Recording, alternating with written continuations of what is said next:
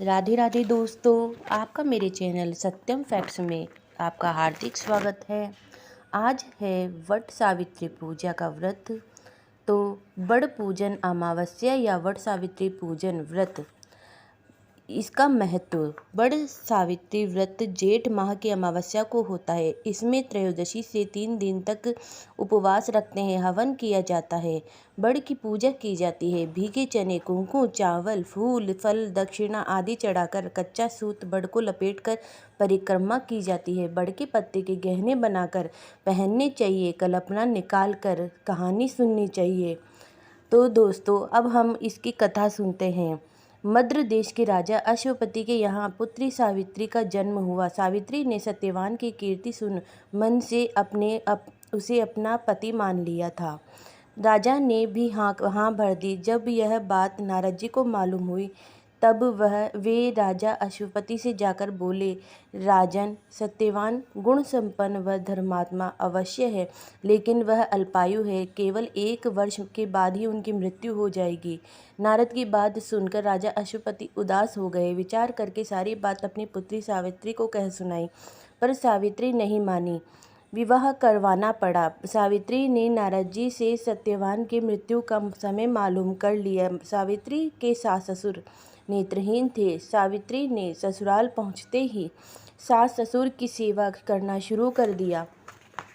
उसने जब जाना कि पति की मृत्यु का समय नज़दीक है, तब सावित्री ने 3 दिन पूर्व से ही उपवास शुरू कर दिया।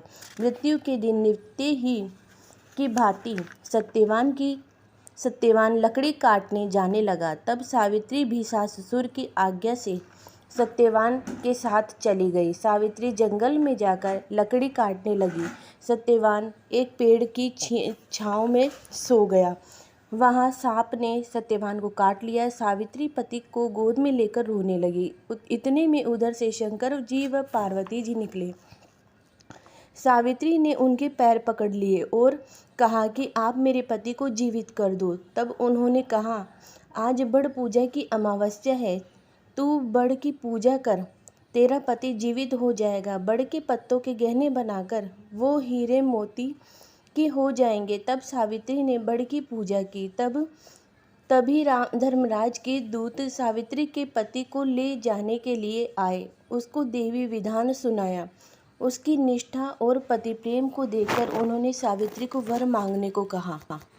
सावित्री बोली, मेरे सास ससुर वनवासी व अंधे हैं, उन्हें आप ज्योति प्रदान करिए। यमराज जी ने तथास्तु कहा और सावित्री से लौट जाने को कहा। यमराज की बात सुनकर सावित्री ने कहा, महाराज, यहाँ जहाँ पति वहीं पत्नी, कहते हुए पीछे पीछे चल दी। है देखकर यमराज जी उसे वर मांगने को कहा। सावित्री बोली, मेरे ससुर का राज्य छिन गया है, उन्हें वापस प्रदान हो। यमराज जी ने वर देकर सावित्री को लौट जाने को कहा, परंतु सावित्री ने पीछा नहीं छोड़ा। यमराज जी ने तीसरा वर मांगने को कहा तो सावित्री ने क्षत्र पुत्रवती होने का आशीर्वाद मांगा। यमराज जी ने तथास्तु कहा। सावित्री फिर पीछे पीछे चली तो बोली, अब क्या चाहती हो? सावित्री बोली, मुझे पुत्रवती होने का वचन देकर मेरे पति को तो लिए जा रहे हो। तब यमराज जी को अपनी भूल का ज्ञात हुआ। वचन रखने के लिए सत्यवान के प्राण को वापस कर दिए। सावित्री उस बड़ के पेड़ के पास आई और बोली, उनके पति का मृत शरीर पड़ा था, उसमें जीवन का संचार हुआ। सत्यवान उठकर बैठ गए और विशाल रथ पर आरूढ़ कर समस्त नगरी के प्रमुख मार्गों का भ्रमण करने लगे और पुनः यथास्थान विराजित कराते हैं। भगवान के भक्त इस दिन व्रत रखते हैं। भगवान के रथ को पशु नहीं अपितु श्रद्धालु खींचते हैं, जो हजारों की संख्या में होते हैं। प्रतिवर्ष रथ यात्रा का निर्माण किया जाता है। अगर दोस्तों यह वीडियो पसंद आए तो प्लीज़ वीडियो को लाइक करें, शेयर करें व सब्सक्राइब करें। धन्यवाद।